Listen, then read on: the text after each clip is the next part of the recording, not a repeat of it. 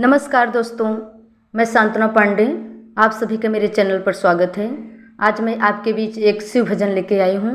अगर मेरा गाना अच्छा लगे तो लाइक शेयर सब्सक्राइब जरूर कीजिएगा और कमेंट करके ज़रूर बताना कि मेरा गाना कैसे लगा। धन्यवाद। मोरे भोले का भंगिया का माल भंगिया भावा था।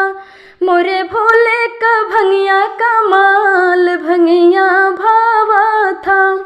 मोरे भोले का भंगिया का माल भंगिया भावा था। सबके भावे मेवाया मिसरे, सबके भावे मेवाया मिसरे।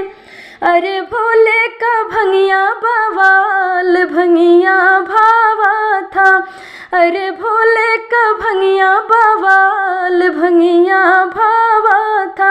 मोरे भोले का भंगिया का माल भंगिया भावा था। मोरे भोले का भंगिया का माल भंगिया भावा था।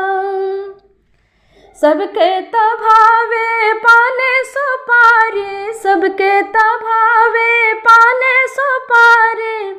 अरे भोले भंगिया निहाल भंगिया भावा था।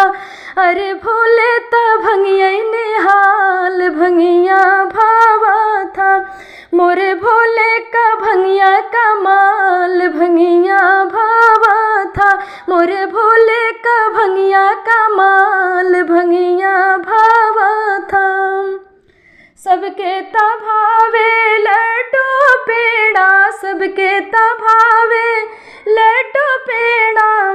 भोले भंगिया के गोला खुशहाल भंगिया भावा था। भोले भंगिया के गोला खुशहाल भंगिया भावा था। मोरे भोले का भंगिया का माल भंगिया भावा था। सबके भावे लौंगे इलाचे, सबके भावे लौंगे इलाचे। अरे भंगिया का घोटे महाकाल भंगिया भावा था। अरे भंगिया का घोटे महाकाल भंगिया भावा था। मोरे भोले का भंगिया का माल भंगिया भावा था। मोरे